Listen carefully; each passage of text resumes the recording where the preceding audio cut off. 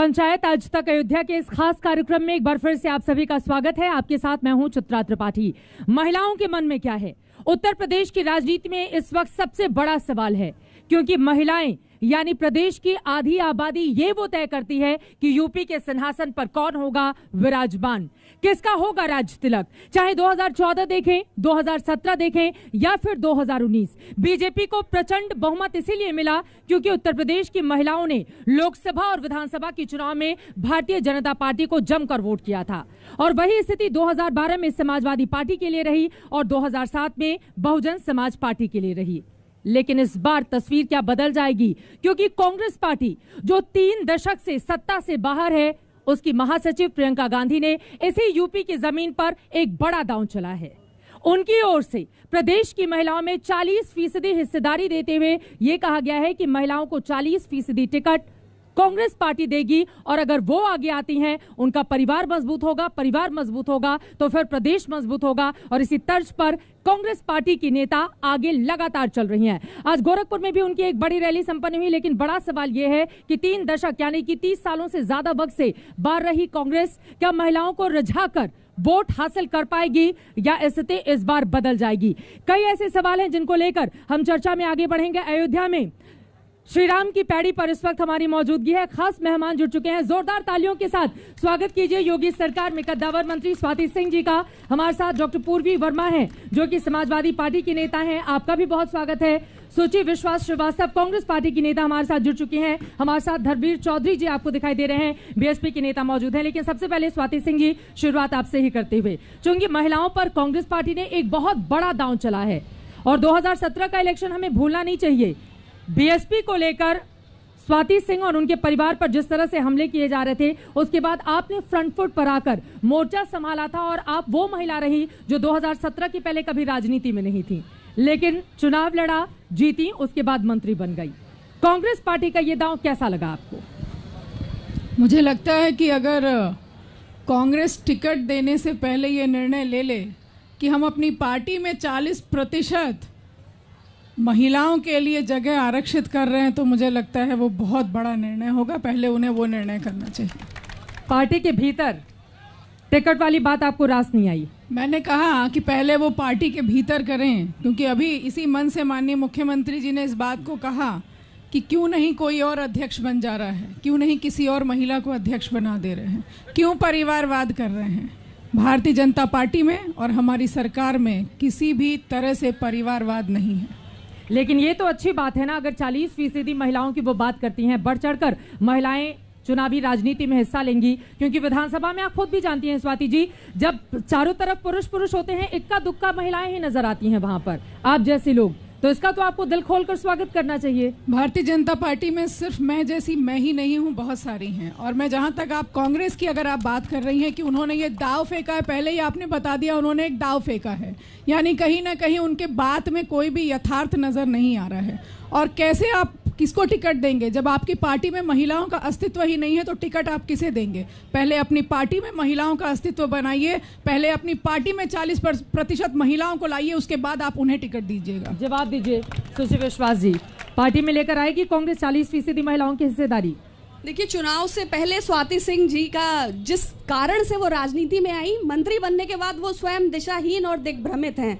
विगत 5 वर्षों का कार्यकाल दें तो मंत्री बनने के फौरन बाद बियर बार का उद्घाटन, उसके बाद कनोडिया वाले मैटर का जो ऑडियो वायरल हुआ अंसल बिल्डर का, और पूरे 5 वर्ष के कार्यकाल में 2 शब्द भी हाथरस रेप पीड़िता के लिए नहीं, अर्धरात्रि शवदाह के लिए नहीं, कानपुर के शेल्टर होम में 49 लड़कियों में 7 गर्भवती लड़कियां मिली, एक शब्द नहीं। और छोड़िए कुलदीप सेंगर के मामले में उन्नाव रेप पीड़िता पे भयानक अत्याचार, 2 शब्द नहीं। एनसीआरबी के आंकड़ों में उत्तर प्रदेश टॉप, यौन उत्पीड़न, एसिड अटैक्स महिलाओं पर, युवतियों पर, बच्चियों पर। और श्रीमती स्वाति सिंह जी से पिछले चुनाव में भी मुझे बड़ी उम्मीद थी।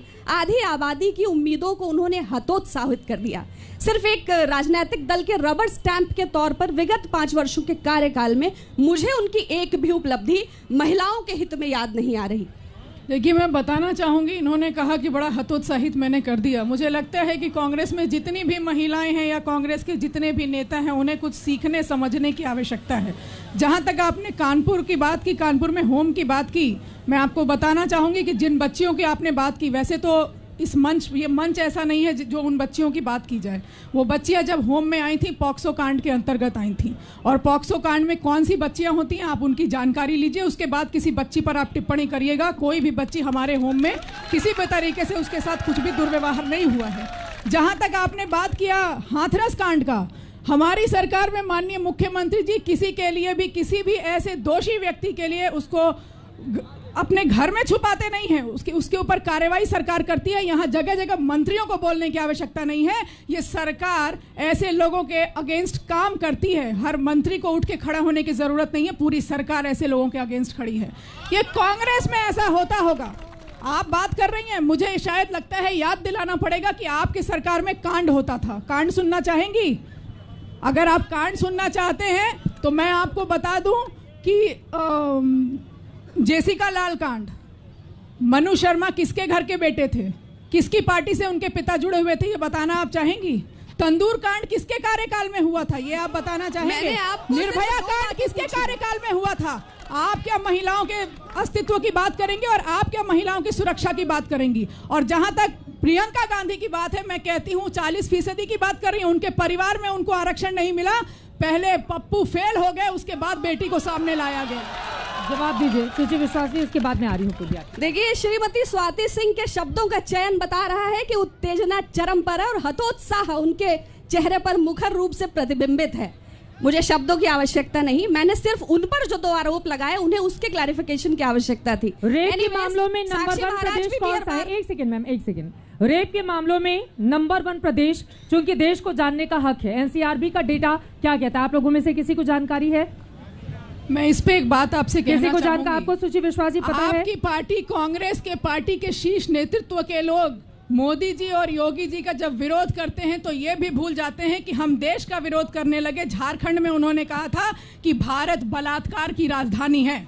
आप अपने देश और महिलाओं के अस्तित्व को खत्म करना चाहते हैं। जल्दी से अपनी बात पूरी कर लीजिए। दर्शकों की जानकारी के लिए, रेप के मामलों में एनसीआरबी का डेटा कहता है पहले नंबर पर राजस्थान है, दूसरे नंबर पर उत्तर प्रदेश है। तो यहां पर कोई किसी से रेप के मामलों को हमको कम किए जाने की जरूरत है, बजाय इसके कि हम एक दूसरे पर कीचड़ उछालें। उन्होंने एक सीधा आरोप लगाया कि कांग्रेस पार्टी औरतों के अस्तित्व को खत्म करना चाहती है। मुझे लगता है मोहन भागवत जी के बयान को लाना उचित है, या फिर राष्ट्रीय सेविका समिति की कार्य प्रणाली को, या फिर पॉलिसी मेकिंग, डिसीजन मेकिंग, नीति निर्धारण में भारतीय जनता पार्टी की एक्चुअली नेत्रियों की भूमिका क्या है। किंतु मैं उससे इतर हटते हुए पंचायती राज व्यवस्था स्वर्गीय श्री राजीव गांधी जी लेके आए, और आज हम धरातल पर जमीन से आसमान तक जिन महिलाओं की उपयोगिता राजनीति में देख रहे हैं वो उसी पंचायती राज व्यवस्था की देन है। और उसी श्रृंखला में श्रीमती प्रियंका गांधी वाड्रा जी राजनीतिक भागीदारी आधी आबादी की मुख्य धारा की राजनीति में स्पष्ट करने के लिए 40% आरक्षण का जो विषय लाई है ये ऐतिहासिक है, और इसके बदलाव हम भविष्य में देखेंगे। डॉक्टर पूर्वी, उसके बाद में धर्मवीर जी आपके पास आ रही हूँ। ऐतिहासिक है ये फैसला कांग्रेस पार्टी ये देखिए, सबसे पहले तो मैं यहाँ पे जितनी भी हमारी ऑडियंस है आज के इस चैनल के माध्यम से उनका वेलकम करती हूँ, आपका बहुत बहुत आभार व्यक्त करती हूँ। मैं प्रियंका गांधी जी के इस फैसले का वेलकम करती हूँ। मैं खुश हूँ कि उन्होंने ये बोला है कि महिलाओं को 40% आरक्षण मिलना चाहिए, पर ये बहुत पहले हो जाना चाहिए था। उनकी पार्टी में पहले भी सोनिया जी रही हैं, वो महिला रही हैं प्रेसिडेंट, उसके पहले इंदिरा जी रही हैं, तो मुझे लगता है कहीं ना कहीं ये पहले हो जाना चाहिए था। चुनावी मामला इसको ना बनाया जाए। आप अपनी पार्टी में करवा लेती पहले। दूसरा, आप मेरी बात सुनिए, मैं यही बोलने जा रही हूँ आपको। मैं ये बोलना चाहती हूँ इस मंच के माध्यम से कि सिर्फ अनाउंस कर देना या नेम कॉलिंग, ये मुझे लगता है ये दूसरी पार्टियां करती होंगी। हमारे राष्ट्रीय अध्यक्ष जी, हमारी पार्टी के प्रेसिडेंट श्री अखिलेश यादव जी ने करके दिखा दिया था। जब हमारी सरकार आई थी 2012 में, उन्होंने जैसे ही वो आए थे वो इतने ज़्यादा सेंसिटिव हैं, उनको लगता है कि महिलाओं का सम्मान होना चाहिए, उनके साथ समानता से हम लोगों को बर्ताव करना चाहिए। आते ही साथ उन्होंने 1090 जो एक गाइडलाइन बनाई थी जिसमें महिला अपनी कंप्लेंट दर्ज कर सकती थी। उस टाइम पे बहुत ज़्यादा कंप्लेंट्स थी और वो सारी की सारी सुनी जाती थी।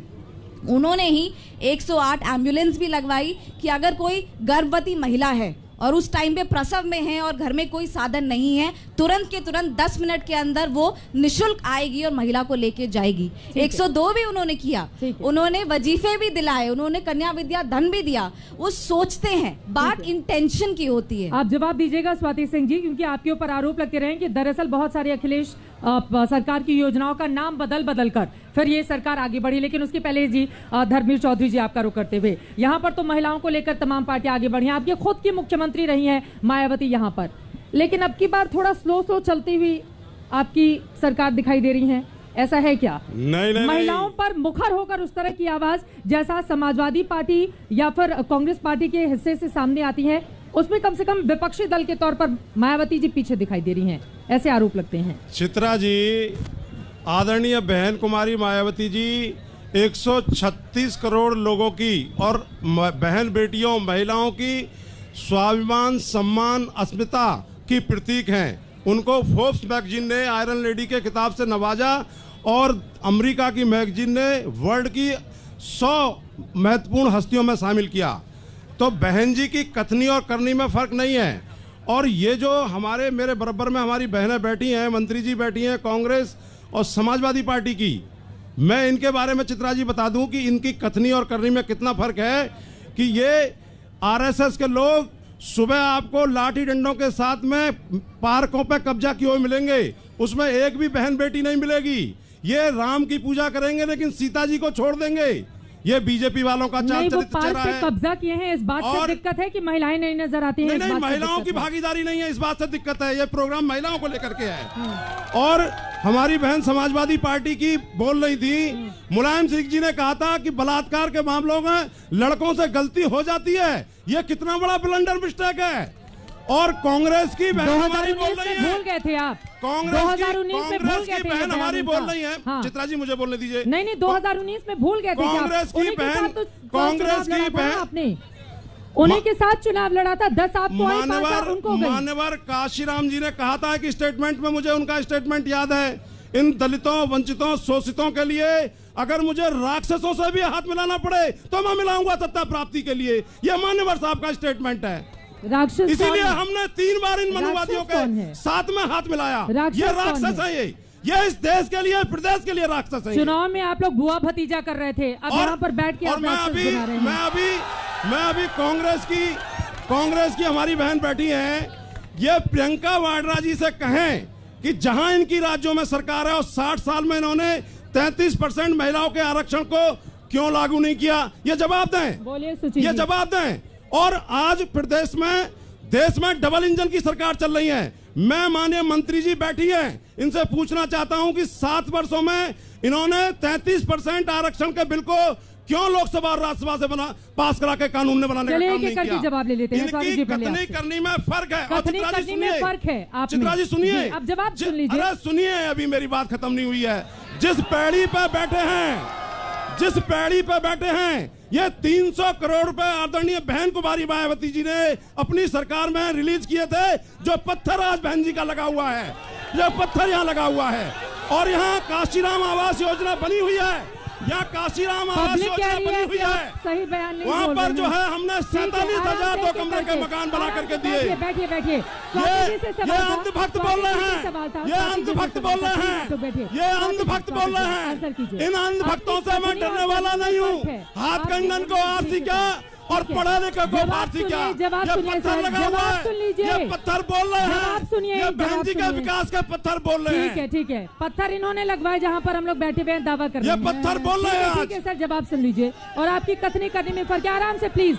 और बहन जी फिर आएंगी, इस अयोध्या की कायाकल्प करने के लिए बहन जी फिर आएंगी, और गुंडों माफियाओं का नाश करने के लिए बहन जी फिर आएंगी। स्वाति जी को बोलने दीजिए, स्वाति जी को बोलने दीजिए सर। आप महिलाओं पर शो है, थोड़ी महिलाओं की भी आवाज सुन लीजिए। धर्मवीर जी बोलिए। धर्मवीर जी की सारी बातों का मैं जवाब दे देती हूँ, और उसकी शुरुआत मैं इनके पहले जो इन्होंने जो वक्तव्य अपना रखा उससे मैं शुरुआत करूंगी। आपने संघ की बात की, आपने कहा कि जवाब सुनिए, हल्ला मत कीजिए। आप लोग बोलेंगे फिर मंत्री जी की बात सुनाई दे देगी। प्लीज थोड़ा सा अनुशासन बनाए रखिए, थोड़ा सा आराम से।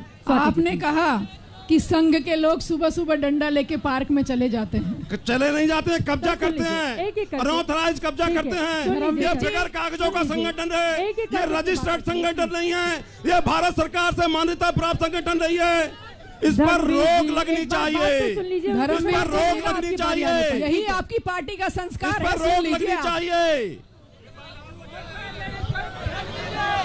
ऐसा है आपकी मैंने पूरी बात सुनी धर्मवीर जी, बड़े शांति से मैंने सुना। मेरा आग्रह है कि आप मेरी भी बात 4.5 साल से तो आपकी बात मेरा आग्रह है कि आप जनता आज ही जा चुकी है आपकी बातों से। अब ये जनता सुनना नहीं चाहती है, ये जनता जो है आपको भगाना चाहती है। बहुजन समाजवादी पार्टी बुरे दिन आ चुके हैं कि इस महिलाओं के पैनल में पुरुष बैठा हुआ है, बसपा में कोई महिला नहीं है, बसपा में कोई महिला नहीं है, और ये बात करते हैं कि संघ में महिलाएं नहीं है। इस प्रदेश से आपको जाना होगा, इस प्रदेश से आपको जाना होगा। आपके बुरे दिन आ चुके हैं, अच्छे दिनों का वादा करके आपने जनता के बुरे दिन ला दिए। अच्छे दिनों का वादा करके स्वाति जी अब आपके बुरे दिन आ चुके हैं। आप इतना चिल्ला रहे हैं, अच्छे दिन कैसे आएंगे? आप मान लीजिए मेरी बात को। आपने कहा कि बहन जी फिर आएंगी बदमाशों का नाश करने। अरे भैया, यहाँ पर योगी जी की सरकार है, यहाँ सभी बदमाशों का नाश हो चुका है। तभी हर एक घंटे में एक बेटी के साथ बलात्कार हो रहा है उत्तर प्रदेश में। किस बेटी की बात कर रहे हैं? किस बेटी की बात कर रहे हैं? बसपा के नेताओं ने मेरी बेटी को गाली दिया था। बसपा के नेताओं ने मेरी बेटी को गाली दिया था। चौराहे पे गाली दिया था मेरी बेटी को। क्यों नहीं मिलूं? उत्तर प्रदेश और राजस्थान में कंपटीशन चल रहा है बलात्कारों का, महिलाओं के ऊपर अत्याचारों का कंपटीशन चल रहा है। मायावती ने अपनी पार्टी के लोगों से कहा था कि 12 साल की बच्ची को जाके चौराहे पे गाली दो। देखिए, महिला सुरक्षा की बात मत करा दीजिए स्वाति जी। आप जिम्मेदारी के पद पर बैठी हैं, ये बलात्कारियों का कंपटीशन बंद करा दीजिए। एक एक करके अपनी बात रखेंगे, एक एक करके अपनी। स्वाति जी अपनी बात को आगे बढ़ाइए। वो कह रहे हैं आपकी कथनी और करनी में फर्क है। मैं अगर ये ठीक से सुनेंगे तो मैं अपनी बात धर्मवीर जी आपसे गुजारिश है उनको बोलिए, क्योंकि धर्मवीर जी कहीं ना कहीं बड़े फ्रस्ट्रेटेड दिख रहे हैं। सुनिए, आपने बच्चियों की बात की, बहुजन समाजवादी पार्टी में ये संस्कार है। बहुजन समाजवादी पार्टी नहीं, बहुजन समाज पार्टी। आप नाम सही लीजिए, विवेक को मत खोइए, विवेक को मत खोइए, हतोत्साहित मत कीजिए, हतोत्साहित मत कीजिए। आप बहुजन समाज पार्टी बोलिए। अरे आप पॉइंट में बात करिए ना, आप क्यों डाइवर्ट कर रहे हैं? आप डाइवर्ट क्यों कर रहे हैं? निराश मत होइए। आप बेटियों की बात कर रहे हैं। आपने मेरी बेटी को चौराहे पर नीलाम किया था, आपकी पार्टी के नेताओं ने किया था। क्यों नहीं कार्रवाई हुई? और तब आपकी बहन जी ये कह रही थी कि मैं सबक सिखा रही थी। उन्होंने कहा था सबक सिखा रही थी। उत्तर प्रदेश की जनता ने मायावती को सबक सिखा दिया और आपके बीएसपी को सबक सिखा दिया उन्होंने।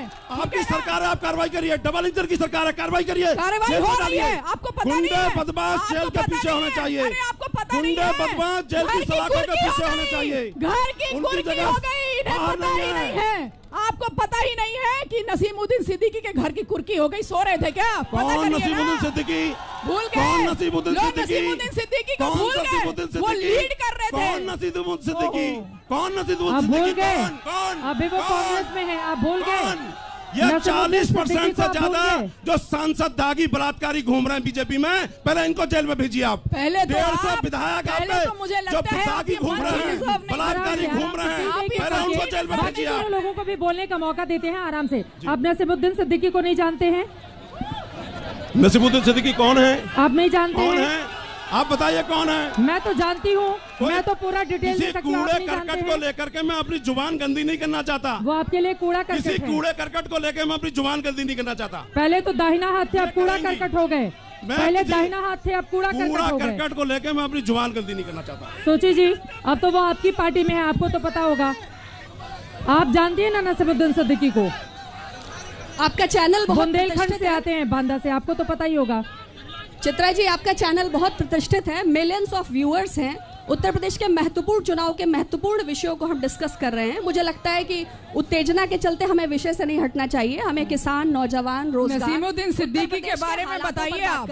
आज नसीमुद्दीन सिद्दीकी को कांग्रेस ने शरण दिया है। ये वो व्यक्ति है जो छोटी छोटी बच्चियों को भी चौराहे पर गाली देता है। बताइए आप अजय मिश्रा टैनी के बारे में बताइए, आप नसीमुद्दीन सिद्दीकी के बारे में बताइए। जवाब नहीं आ रहा है तो आप पानी के ऊपर चली गई। जवाब दीजिए सुची जी, जवाब दीजिए। बलात्कारियों को बड़े पेशेंस के साथ सुन रही हूँ, बहुत पेशेंस के साथ लाते हैं। कौन सी वॉशिंग मशीन में धोते हैं? ये कांग्रेस के, समाजवादी पार्टी के और बीजेपी के लोग बताएं। ठीक है धर्मवीर जी, अपनी हाईजैक करने नहीं दूंगी। ठीक है सर, एक सेकंड धर्मवीर जी, एक सेकंड। जब अगर महिलाओं के साथ बदसलूकी या इस तरह के मामले सामने आते हैं तो लोग ढूंढते हैं आपके नेता को उस जगह पर। कहाँ रहती है वो, कहाँ रहती है वो? जाकर वहाँ पर लोग इंतजार करते हैं, नहीं रहती है वो। नहीं करने दूंगी मैं आपको, मंच हाईजैक नहीं करने दूंगी, मंच हाईजैक नहीं करने दूंगी। ट्विटर पे उत्तर प्रदेश की कितनी जनता है? ट्विटर पे कितने लोग हैं आप बताइए? ठीक है सर, हो गई मैं आपकी बात। जल्दी से मैम बता, एक सेकंड सर प्लीज, मंच हाईजैक को नहीं करेगा, शांति बनाए रखिए। एक सेकंड, वापस लौटते हैं मुद्दे पर। सुजय विश्वास जी, लेकिन उत्तर प्रदेश में कुछ भी होता है, कांग्रेस पार्टी के बड़े बड़े नेता, प्रियंका गांधी, सब लोग आ जाती हैं रेप के मामलों में, बाकी मामलों में। राजस्थान तो नंबर 1 है ना रेप के मामलों में, पहले मैं नंबर 1 है ना रेप के मामले में। वहाँ पर आपके नेता क्यों नहीं पहुँचते हैं? राजस्थान का रेप और यहाँ का रेप में ये तो बात नहीं होती। नहीं, नसीमुद्दीन सिद्दीकी साहब वही हैं जिन्होंने स्वाति सिंह जी को इतना बड़ा मिनिस्टर बना दिया कि वह भारतीय जनता पार्टी जो आधी आबादी के अस्तित्व को नकारती है, अब उन्हें पद प्रतिष्ठित करती है और वो उसी मुझे नसीमुद्दीन सिद्दीकी ने नहीं बनाया, मुझे भारतीय जनता पार्टी ने और उत्तर प्रदेश की जनता ने बनाया है। आबादी के हितों को ये आप गलत बोल रही हैं। नहीं, यही तो कांग्रेस सोचता है कि बस अपनी पार्टी, वास्तविकता यही है। आप इसीलिए इन्होंने लग रहा है नसीमुद्दीन सिद्दीकी को ले लिया कि कहीं ऐसा ना हो हमारे भी कुछ बन जाए, लोग हमें तो विधायक बन जाए, इसीलिए नसीमुद्दीन सिद्दीकी को इन्होंने अपनी पार्टी में ले लिया। बाहुबली होते तो समझ में आया, अब समझ में आया कि नसीमुद्दीन सिद्दीकी कांग्रेस में इसलिए चले गए कि हो सकता है इनका ये विश्वास है कि उत्तर प्रदेश की जनता ने स्वाति सिंह को नहीं बनाया, भारतीय जनता पार्टी ने टिकट नहीं दिया स्वाति सिंह को। इनका ये मानना है कि नसीमुद्दीन सिद्दीकी ने जिताया, और यही कारण है कि आज कांग्रेस प्रदेश से बाहर है। यही कारण है कि आज उत्तर प्रदेश की जनता ने कांग्रेस को नकार दिया है। एक बार सुन लेते हैं। सुनेंगे नहीं तो वो कह रही है इसी वजह से प्रदेश की जनता ने कांग्रेस पार्टी को नकार दिया है यहाँ। बिल्कुल नहीं, हमने 70 बरस में देश में जो भी बनाया था वो 7 बरस से आपने तो पूरा देश को बर्बाद कर दिया। अगर आबाद करती तो आज माननीय प्रधानमंत्री जी को शौचालय बनाने की आवश्यकता नहीं पड़ती, जो कि बेटियों की ग्राम योजना में अगर आबाद करती तो माननीय प्रधानमंत्री जी को उज्ज्वला योजना के माध्यम से गैस चूल्हा नहीं देना पड़ता। प्रधानमंत्री आवास के माध्यम से घर नहीं देना पड़ता। उनको बोलने दीजिए, बोलिए। देखिए निर्मल पार्टी, लेकिन आपको लग रहा है कि 40% वाला दांव काम करेगा? 3 दशक हो गए, 14 के बाद से आपका ग्राफ लगातार गिरता चला गया, वो भी तब जब आपने बड़े पार्टियों से गठबंधन किया। 100% काम करेगा, इसलिए करेगा क्योंकि अन्य दलों पर जबरदस्त राजनीतिक दबाव है और इसका धरातल पर परिवर्तन आएगा। और Shrimati Priyanka Gandhi Vadra, daughter of a prime minister, granddaughter of a prime minister, great granddaughter of the first prime minister of India and would be prime minister of India, वो इस अखंड भारतवर्ष की भावी प्रधानमंत्री भी हैं। तो अगर बिल्कुल श्रीमती प्रियंका गांधी और राहुल गांधी, फिर क्यों, क्या एक ही मौका है? आप भविष्य देख सकते हैं। प्रियंका गांधी या राहुल गांधी कौन बनेगा प्रधानमंत्री? ये कह रही है प्रियंका गांधी प्रधानमंत्री बनेगी। कांग्रेस को ही आना है। कांग्रेस गोडसे के उत्तराधिकारी को सिर्फ गांधी का भय है। आपने बताया प्रियंका गांधी प्राइम मिनिस्टर बनेगी भविष्य में। तय करे राहुल गांधी, दोनों लोग अगर गोडसे की विचारधारा से कोई उनके उत्तराधिकारी मुकाबला कर राहुल गांधी जी फिर क्या है? फिर हम तो चाहेंगे राहुल जी बने, प्रियंका जी बने, आप चाहेंगे तो सुची विश्वास बने पार्टी में। बिल्कुल नहीं, ये आपका अपना मंतव्य है। उन्होंने अपनी इच्छा कभी व्यक्त नहीं की। गांधी परिवार ने जब जब संवैधानिक मूल्यों पर संकट आया है तब तब भारतवर्ष के कॉन्स्टिट्यूशन की रक्षा की है। और आज पुनः देश उन्हीं हालात में खड़ा है। डॉक्टर पूर्वी वर्मा की भी बात जुदा है। डॉक्टर वर्मा, आप लगातार यहाँ पर गिना रहे हैं कि अखिलेश यादव जी ने ये किया, लेकिन अपराध के आंकड़े अभी यहाँ पर मंत्री जी थे ब्रजेश पाठक, वो गिना कर गए हैं कि समाजवादी पार्टी के राज में, और बीएसपी तो खैर नारा ही लगाती थी, चर गुंडन की छाती पर मोहर लगाओ हाथी पर, तो वो आप ही के लिए था। देखिए, association of democratic reforms ADR में सोर्स के साथ बोलती हूँ, उन्होंने बोला है 15 से लेकर 19 साल 2015 से 2019 के बीच में 66% क्राइम यूपी में बढ़ा है। तो अब ये किस सरकार में है ये तो हम सब जानते हैं। और जब बात करते हैं उत्तर प्रदेश में समाजवादी सरकार थी तो 15 से लेकर 2017 तक तो सपा की ही सरकार थी। 2017 तक तो सपा की ही सरकार थी। आप और आप ही पार्टी के शीर्ष नेतृत्व के लोग कहते थे लड़के हैं, लड़कों से गलतियां हो जाती हैं तो क्राइम रेट तो बढ़ेगा ही। ये तो बोले ना, इनके यहाँ उपेंद्र तिवारी कहते हैं, जब हमारे यहाँ श्री अंबिका जी आते हैं चुनाव में जिला पंचायत के, तो वो कहते हैं अपने घर की बेटियों को बेच के आ गए हो, ऐसा बोलेगा आप कोई? और हम सुन लें, आपको बोलने में अच्छा लगता है, पर आपकी पार्टी में भी यही चल रहा है। और आप ना बोले, मैं आपको बता दूं, आप मेरी बात जब 2016 में जब बसपा के लोगों ने जब अमर्यादित टिप्पणी किया था मेरे और मेरे परिवार की महिलाओं पर, मेरी बेटी पर, उस समय आपकी ही सरकार थी और उस समय उनके खिलाफ कोई कार्रवाई नहीं की गई थी। देखिए, मैं इतना जरूर जानती हूँ कि अखिलेश जी बहुत सेंसिटिव है महिलाओं के इशू को लेके, और उन लोगों ने उस समय भी कहा था, अखिलेश जी ही मुख्यमंत्री थे, उन्होंने कहा मैंने था, उनसे मदद मांगी थी, उन्होंने मुझे मदद नहीं दिया, मुझसे वो फोन पे भी बात करने को तैयार नहीं थे उस समय। जल्दी से एक क्लोजिंग कमेंट, उसके बाद जल्दी जल्दी आंकड़ा ले लूंगी। मुझे ये लगता है कि हम यहाँ पे बात करने के लिए बैठे हैं कि महिलाओं को मेन स्ट्रीम पॉलिटिक्स में एक्टिवली आना चाहिए। हर पार्टी अपनी अपनी बात उल्टी सीधी कह के मुद्दे से भटक रही है। आप ये बात करिए कि हम कैसे करके सारी पार्टियां महिलाओं को मेन स्ट्रीम पॉलिटिक्स में लाएंगे और महिलाओं का हम लोग रिप्रेजेंटेशन पार्लियामेंट में, विधानसभा में, लेजिस्लेटिव असेंबली में करेंगे, ये बताइए। चलिए ठीक है, अब चलते चलते एक एक लाइन में आखिरी सवाल स्वाति जी आपसे, अब की बार फिर से बन रही है बीजेपी की सरकार? बिल्कुल बन रही है, भारतीय जनता पार्टी की सरकार दोबारा बन रही है। आप देख सकते हैं, एक मेरा और आग्रह है, मुझे लगता है कि शुचि जी बोलती बहुत अच्छा है, इनको आवेदन कर देना चाहिए कांग्रेस के राष्ट्रीय अध्यक्ष के लिए, बहुत अच्छा रहेगा, महिला के लिए रिजर्व भी हो जाएगा। ईश्वर चाहेगा तो एक दिन अवश्य होगा। ईश्वर चाहेगा तो आप कांग्रेस पार्टी के अध्यक्ष बन जाएंगी? नहीं, क्यों नहीं, सबके लिए मौका है भाई, किसी ने मना किया? राष्ट्रीय अध्यक्ष नहीं, क्यों नहीं, व्हाई नॉट? कम से कम गांधी परिवार के हाथों से हट के कम किसी और परिवार में आ जाए। अच्छा ठीक है, सीटें कितनी आ रही है जल्दी से, एक एक आंकड़ा बस, कितनी सीटें आ रही है बीजेपी को 403 में से? जब हम पार्टी से, मैं अलग तो हूँ नहीं, जब पार्टी कह रही है 300 पार तो 300 पार। आप बताइए, समाजवादी पार्टी? पूरी सीटें हमारी आएंगी। और जिस तरह से लखीमपुर का उदाहरण देना चाहती हूँ मैं यहाँ पे, लखीमपुर में मंत्री का बेटा किसानों को रौन देता है और यहाँ पे आके सीएम साहब और मंत्री जी बोल के जाते हैं हमारी 7 विधानसभा। पहली बात तो लखीमपुर में 8 विधानसभा है, उनको पता ही नहीं है हमारी विधानसभा। आप बताइए सुचि विश्वास जी।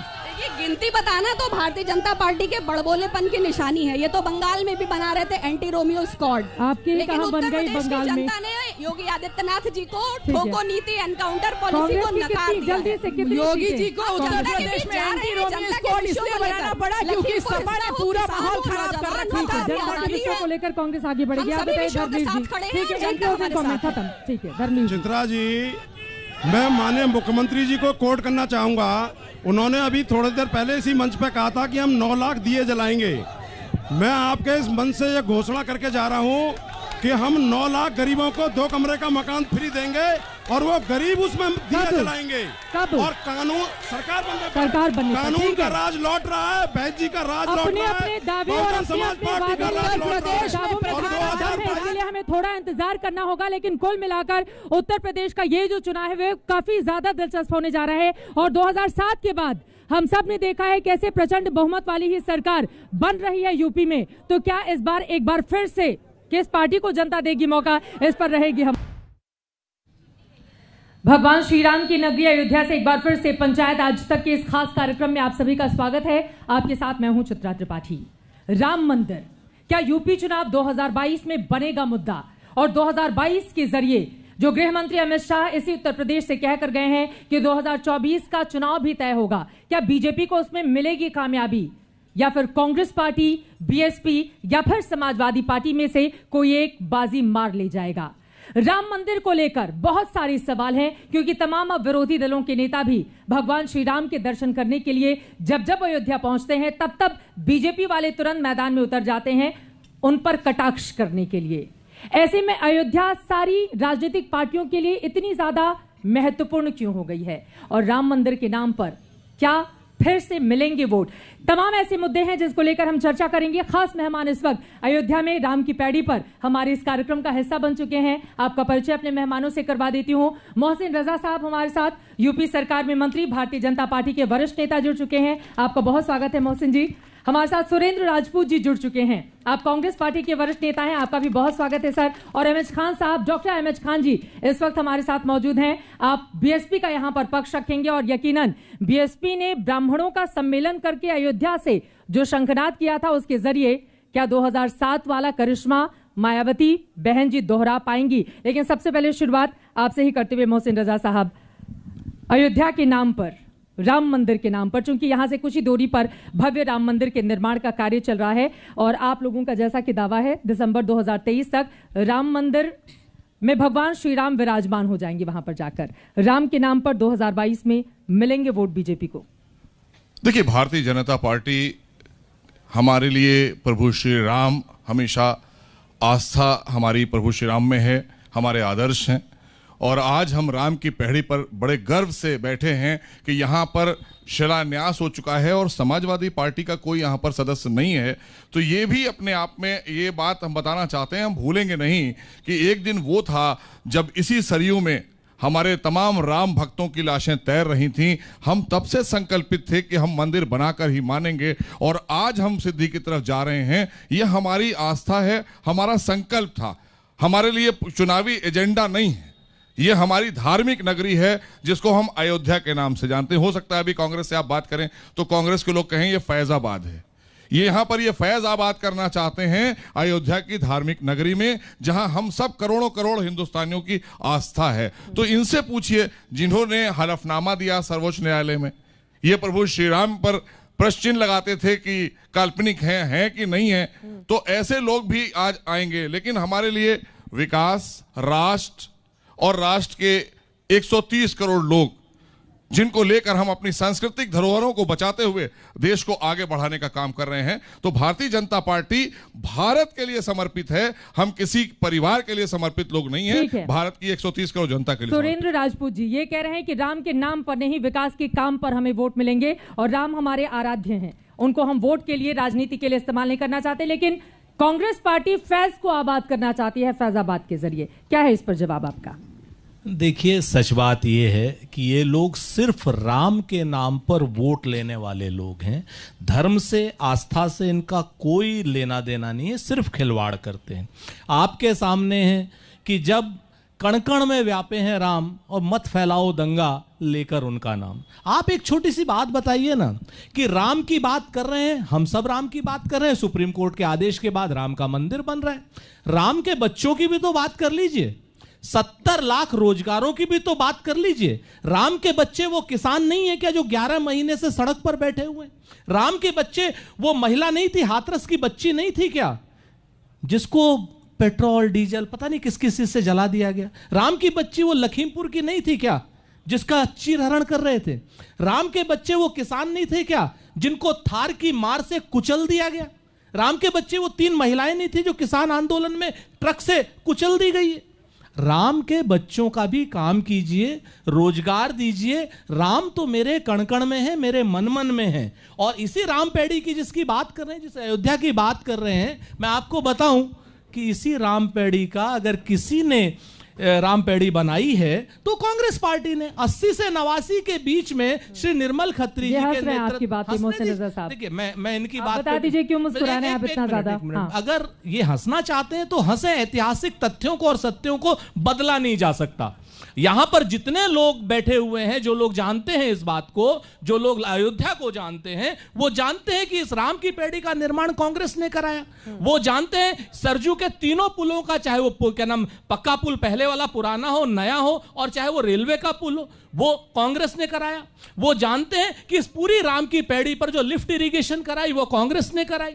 सच बात यह है, इन्होंने एक भी काम अब सुप्रीम कोर्ट के आदेश के बाद जो काम हो रहे हैं उनको छोड़ दीजिए, उससे पहले का एक काम इन्होंने राम के नाम पर दाम लिया, वोट लिया, इसके अलावा कुछ नहीं। ठीक है, आप इतना ज्यादा मुस्कुरा रहे थे। वो कह रहे थे कि जिस राम पैड़ी पर हम बैठे हुए हैं वो कांग्रेस पार्टी के राज्य में बना है। सबसे पहले तो मैं अपने देश की जनता को आज तक के चैनल से बताना चाहता हूं कि ये वही कांग्रेस के प्रवक्ता हैं जिसने हमेशा राम मंदिर में रोड़ा अटकाने के लिए अपने वकील खड़े किए और कहा कि साहब चुनाव के बाद इसका फैसला लाइएगा, चुनाव से पहले मत लाइएगा, क्योंकि ये चुनावी राजनीति ये करते थे।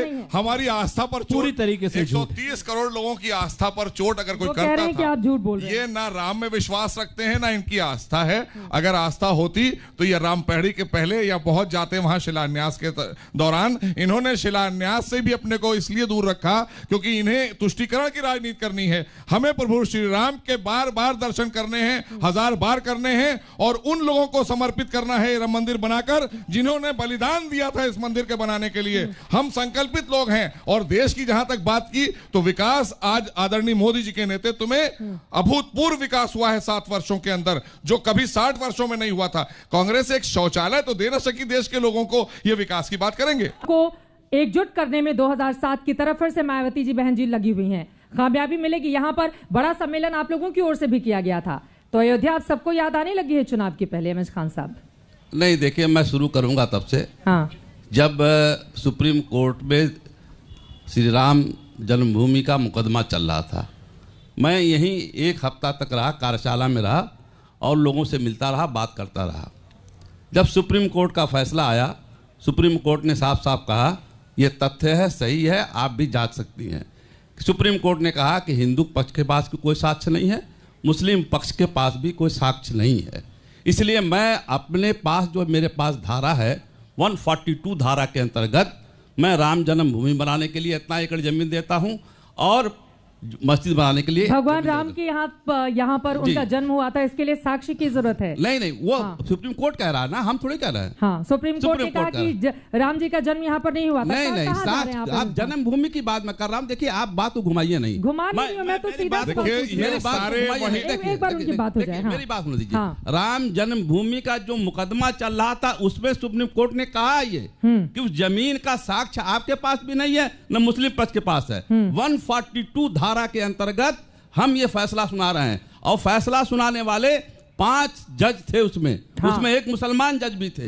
तो हिंदू मुसलमान सब लोगों ने मिलकर ये फैसला सुनाया कि राम जन्मभूमि यहीं बननी चाहिए, मस्जिद भी इसकी बन जानी चाहिए। स्वागत किया था, मैंने स्वागत किया था। मैं तो कह रही हूँ चुनाव के पहले राम जी क्यों याद आ रहे हैं आप लोगों को? मैं तब की बात कर रहा हूँ, आप अभी आ रही। मैं तब से कह रहा हूँ, मैं तब से चिल्ला रहा हूँ। मैं यहाँ दशरथ गद्दी के महंत जी थे, उनके साथ हमारी फोटो वायरल हुई, कितना 40-50 लाख लोगों ने देखा। हिंदू मुस्लिम एकता की अलग जगाई हमने यहाँ पर। और किसी भी धर्म की जात की बात किसी को नहीं ठेस पहुंचाना चाहिए। भगवान राम सबके हैं। बीजेपी श्रेय ले रही है हर चीज का, कह रही है राम मंदिर हमारे शासनकाल में बन रहा है। जी मैंने यही शुरुआत किया। सुप्रीम कोर्ट ने कहा कि केंद्र सरकार से कि आप ट्रस्ट बनाइए। बीजेपी थोड़ी बना रही है, ट्रस्ट बनवा रही है। बीजेपी श्रेय लेना चाहती है, आप श्रेय लेना चाहती है। और सीधी बात ट्रस्ट की ओर से हमारे ट्रस्ट बना रहा है। कोई आदमी बताइए इनका एमपी हमारे से संकल्प पत्र में हमारे हमेशा प्रभु श्री राम रहे और हमारी आस्था का केंद्र है अयोध्या। बोलने नहीं देते। अयोध्या में भव्य राम मंदिर का निर्माण आज हो रहा है। आपकी बात सब लोग मिलकर सुप्रीम कोर्ट में रोड़े अटकाते रहे। देखिए ये मसला नहीं है। कांग्रेस, सपा और बसपा ने, आप और सपा ने तो यहाँ गोलियां चलवाई कारखानों पर। सपा की बात करिए ना, मैं सपा की बात आप भी उसी में शामिल हैं। आप शामिल है क्या? और ये मिलकर ही देश में सरकार चलाते थे। आप कहाँ थे? आप कभी भी 2017 से पहले का अयोध्या देख लीजिए, आडवाणी जी कहाँ है? आडवाणी जी कहाँ है? आज अयोध्या प्रभु श्री राम की यात्रा लेके आए थे, आडवाणी जी कहाँ है? यहाँ गर्व की अनुभूति होती है। रथ यात्रा लेके आडवाणी जी चले थे, मलाई आप काट रहे हो बैठ कर, एक एक चीज का जायजा लेते हैं आकर, सन्यासी ताकि कोई श्रद्धालु आए उसे कोई परेशानी नहीं होना चाहिए। भारतीय जनता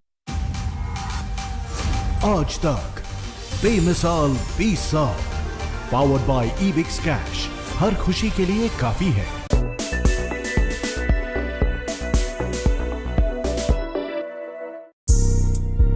साउथ के सुपरस्टार पुनीत राजकुमार का निधन हो गया है। 46 साल के पुनीत की मौत हार्ट अटैक की वजह से हुई।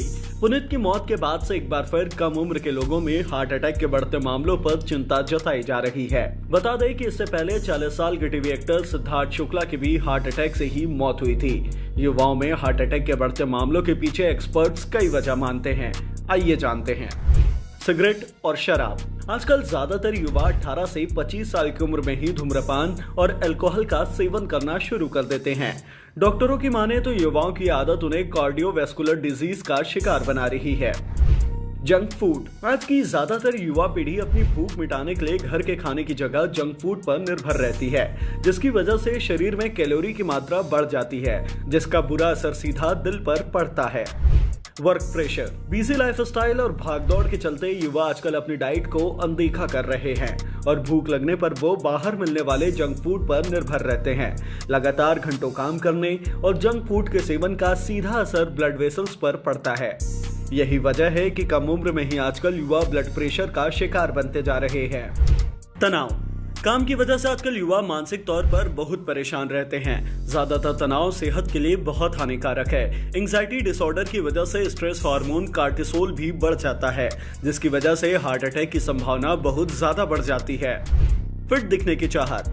एक्सपर्ट्स का कहना है कि हार्ट अटैक से बचने के लिए मानसिक रूप से खुद को स्थिर रखने की बहुत जरूरत है। खास तौर पर एक्टर्स पर अच्छा दिखने का बहुत दबाव है, वरना काम न मिलने का प्रेशर रहता है। सिक्स पैक्स और अच्छी बॉडी की चाहत इस खतरे को और बढ़ा रही है। पूरी नींद न लेना। नींद का दिल से गहरा कनेक्शन है। डॉक्टर्स का कहना है कि दिल को सेहतमंद रखने के लिए 7 से 8 घंटे की नींद लेना बहुत जरूरी है। स्टडीज के मुताबिक तय समय से कम सोने पर हार्ट अटैक का खतरा 44% तक बढ़ जाता है। High blood pressure. High blood pressure की वजह से हार्ट अटैक का खतरा हमेशा बना रहता है। बहुत ज्यादा तनाव से भी ब्लड प्रेशर हाई हो जाता है। अब बात करते हैं हार्ट अटैक के लक्षण पर। यूं तो हार्ट अटैक आने का कोई निश्चित समय नहीं होता। व्यक्ति कभी भी इस बीमारी की चपेट में आ सकता है। बावजूद इसके हार्ट अटैक आने से 1 महीना पहले कई ऐसे लक्षण होते हैं जो व्यक्ति को सचेत करते हैं कि आप हार्ट अटैक का शिकार बन सकते हैं। बहुत अधिक थकान होना, नींद न आना, सांस लेने में दिक्कत, सीने में बेचैनी, खट्टी डकार, अनियमित दिल की धड़कन और पैर और टखने की सूजन हार्ट अटैक के प्रमुख लक्षण है। ऐसे करें बचाव। युवा इस गंभीर बीमारी को एक्सरसाइज करके दूर रख सकते हैं। डॉक्टरों की माने तो आज के तनाव भरे लाइफस्टाइल के चलते युवा पीढ़ी रोजाना एक्सरसाइज करके ब्लड फ्लो को ठीक रख सकती है। इसके अलावा भोजन में प्रचुर मात्रा में फल और सब्जियां शामिल करें। स्वस्थ हृदय के लिए कम वसा वाले आहार को शामिल करें। जंक फूड का सेवन कम से कम करें और भोजन समय पर करें।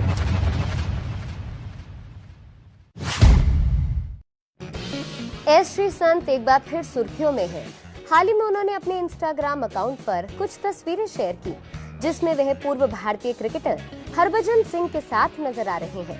श्री संत भज्जी की ये तस्वीर सोशल मीडिया पर सुर्खियां बटोर रही है। इन तस्वीरों को शेयर करते हुए श्री संत ने लिखा, लेजेंड हरभजन सिंह के साथ शानदार शाम के लिए शुक्रिया। भज्जी पा को काफी प्यार और सम्मान। श्री संत द्वारा शेयर की गई तस्वीर लोगों को काफी पसंद आ रही है। बता दें कि श्री संत और हरभजन सिंह का भी अपना एक इतिहास रहा है। जब श्री संत क्रिकेट की फील्ड पर एक्टिव थे, तब एक बार आईपीएल में दोनों के बीच विवाद हुआ था। श्री संत ने आरोप लगाया था कि मैच खत्म होने के बाद हरभजन सिंह ने उन्हें चाटा मारा था। श्री संत और हरभजन सिंह के बीच ये विवाद आईपीएल के पहले सीजन में ही हुआ था। तब श्री संत किंग्स 11 पंजाब का हिस्सा थे और हरभजन सिंह मुंबई इंडियंस के साथ थे। हालांकि बाद में दोनों ने आपसी बातचीत से इस विवाद को खत्म कर दिया था। श्री संत ने इसका श्रेय सचिन तेंदुलकर को दिया था। बता दें कि आईपीएल फिक्सिंग विवाद के बाद श्री संत पर जो बैन लगा था वह खत्म हो चुका है। श्री संत घरेलू क्रिकेट में वापसी भी कर चुके हैं। उन्होंने आईपीएल ऑक्शन में ट्राई किया था, लेकिन वो सफल नहीं हो पाए थे।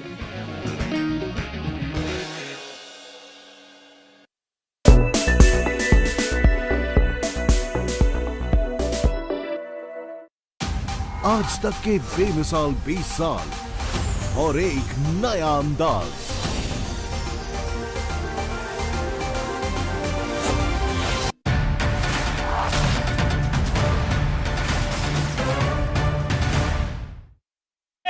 कम से कम उत्तर प्रदेश का चुनाव किस तरह से होने जा रहे हैं, आपको समझ में आ गया होगा। जितनी प्रचंड धूप है उससे कहीं ज्यादा तेजी इन लोगों की जुबान पर देखी जा रही है, लेकिन जनता के बीच में कौन पसंद आता है और कौन बाहर चला जाता है, इस पर लगातार हमारी नजर बनी रहेगी। पंचायत आज तक अयोध्या में एक छोटे से ब्रेक के लिए हम रुकेंगे। आप तमाम मेहमानों का बहुत शुक्रिया हमारे साथ इस चर्चा में अयोध्या से शामिल होने के लिए। देश और दुनिया की बाकी खबरों के लिए आप देखते रहिए आज तक।